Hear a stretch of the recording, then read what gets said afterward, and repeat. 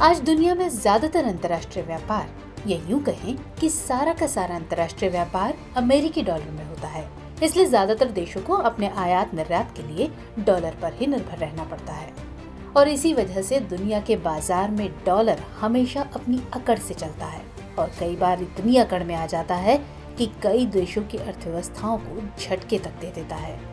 इसी बदौलत अमेरिका दुनिया का दारोगा बना फिरता है और बात बात पर किसी भी देश को आर्थिक प्रतिबंध लगाने की धमकी दे देता है और जब चाहे तब किसी भी देश को लाल आंख दिखा देता है।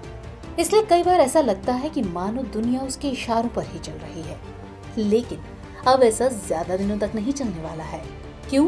क्योंकि कई देशों ने इस बात के संकेत दे दिए हैं कि वो अब अमेरिका के दबदबे को सहन करने के मूड में नहीं है। ये देश अब अपने द्विपक्षीय व्यापार को अमेरिकी डॉलर की बजाय स्थानीय मुद्रा में करने पर तरजीह दे रहे हैं और इस सब में चीन दुनिया के देशों को इस बात के लिए राजी करने में लगा हुआ है कि वो उसकी मुद्रा यानी युआन में व्यापार करे। कहने का मतलब ये है कि रूस समेत दुनिया के ज्यादातर देश डी डॉलराइजेशन की प्रक्रिया में लगे हुए हैं और इस कवायद में भारत भी कहीं पीछे नहीं है। रुपए में व्यापार को लेकर अलग अलग 18 देशों ने भारत के साथ सहमति दर्ज कराई है। इसी कड़ी में अब बांग्लादेश ऐसा 19वां देश बन गया है जिसने भारत के साथ रुपए और बांग्लादेशी टका में व्यापार करने पर अपनी सहमति प्रदान की है। बांग्लादेश बैंक के मुताबिक भारत और बांग्लादेश ने अपने द्विपक्षीय व्यापार को डॉलर के बदले रुपए में करने का फैसला किया है। इसके लिए डॉलर की कीमत में उतार चढ़ाव के आधार पर ही दोनों देशों की मुद्रा की कीमत तय होगी। हालांकि इस प्रक्रिया के काम करने के तरीके पर दोनों देशों के बैंकों के बीच अभी समझौता होना बाकी है। सवाल है कि डॉलर को छोड़कर बांग्लादेश भारत के साथ रुपए में व्यापार करने के लिए क्यों सहमत हुआ? इससे आखिर क्या फर्क पड़ेगा? इसके अलावा डी डॉलराइजेशन की कवायद से दुनिया पर क्या असर पड़ेगा? क्या अमेरिकी डॉलर की अब अंतर्राष्ट्रीय व्यापार में भूमिका समाप्त होने वाली है? तो एक एक करके इन सभी सवालों के जवाब हम तलाशेंगे, मगर सबसे पहले भारत और बांग्लादेश के हालिया फैसले पर नजर डाल लेते हैं।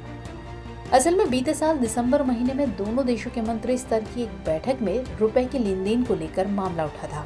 इसके बाद मार्च महीने में बांग्लादेश की राष्ट्रीय आर्थिक परिषद की बैठक में भी इस मुद्दे पर चर्चा हुई थी। फिर इस मुद्दे पर बातचीत करने के लिए भारत का एक प्रतिनिधिमंडल बांग्लादेश के दौरे पर गया था। इसके सदस्यों ने बांग्लादेश के बैंकरों के साथ बैठक में टका और रुपए में वाणिज्यिक लेन देन के तरीकों पर विचार विमर्श किया था। खबरों के मुताबिक अभी इसे एक पायलट प्रोग्राम के तौर पर लागू किया जाएगा और प्राथमिक तौर पर रुपए में लेन देन 4 बैंकों के जरिए शुरू किया जाएगा। इनमें बांग्लादेश के सोनाली बैंक तथा ईस्टर्न बैंक और भारत के SBI तथा ICICI बैंक शामिल हैं। ये बैंक एक दूसरे के देशों में वोस्ट्रो और नोस्ट्रो खाता खोलेंगे। कहने का मतलब ये है कि सोनाली और ईस्टर्न बैंक भारत के SBI और ICICI बैंक में अपना खाता खोलेंगे, तो वहीं SBI और ICICI बैंक बांग्लादेश के इन दोनों बैंकों में अपना खाता खोलेंगे। नतीजतन लेन देन के लिए स्थानीय मुद्रा को डॉलर में नहीं बदलना होगा। इसकी विनिमय दर सीधे टका से रुपया या रुपए से टका होगी। इसका मतलब ये है कि भारत से आयात करने वाले बांग्लादेशी व्यापारी इन बैंकों के द्वारा तय दर के मुताबिक बांग्लादेशी टका को रुपए में बदलकर कीमत चुका सकेंगे और इसी तरह भारतीय व्यापारी बांग्लादेश से आयात की स्थिति में सीधे भारतीय रुपए में कीमत अदा कर सकेंगे। इस तरह डॉलर के बदले भारतीय रुपए में लेन देन करने पर दोनों देशों, खासकर बांग्लादेश के निर्यात खर्च में कुछ हद तक बचत हो सकेगी। अब सवाल है कि इस पहल से किसे फायदा होगा? तो बांग्लादेश में होने वाले कुल आयात का 14% आयात भारत से होता है।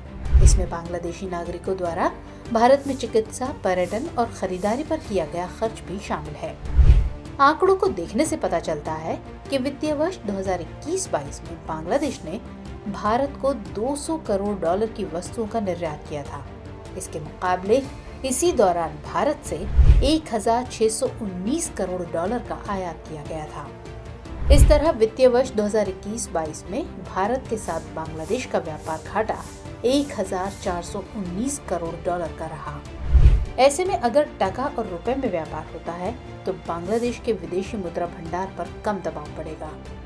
इसे हम ऐसे समझ सकते हैं कि पहले भारत से आयात के लिए बांग्लादेश को 1619 करोड़ डॉलर का भुगतान अमेरिकी डॉलर में करना पड़ा। अगर ये भुगतान सीधे रुपए में होता तो बांग्लादेश के पास 1619 करोड़ का विदेशी मुद्रा भंडार बच जाता।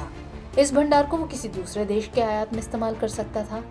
इसके अलावा एक तथ्य ये भी है कि आयात की स्थिति में बांग्लादेशी टका को पहले डॉलर में बदलना पड़ता है और उसके बाद डॉलर से रुपए में बदलना पड़ता है। इससे विनिमय लागत बढ़ने के साथ साथ समय भी लगता है। अब ऐसे में अगर रुपए में व्यापार होता है तो टका को रुपए में बदलने की जरूरत नहीं होगी और इससे व्यापारियों की लागत कम होगी और भुगतान में लगने वाला समय भी बचेगा। साथ ही डॉलर के बदले भारतीय रुपए में लेन देन करने से निर्यात खर्च में भी कुछ हद तक बचत होगी। इसलिए ये पहल दोनों देशों के लिए फायदे का सौदा हो सकती है। चलिए अब इसके बाद अगले सवाल पर आते हैं कि क्या डी डॉलराइजेशन से अमेरिकी डॉलर के अंतर्राष्ट्रीय व्यापार में भूमिका समाप्त होने वाली है? तो असल में अमेरिकी डॉलर की मजबूत मौजूदगी प्रथम विश्व युद्ध के बाद ही दिख गई थी, लेकिन दूसरे विश्व युद्ध के खात्मे के बाद इसने दुनिया की महत्वपूर्ण आरक्षित मुद्रा का स्थान ले लिया था।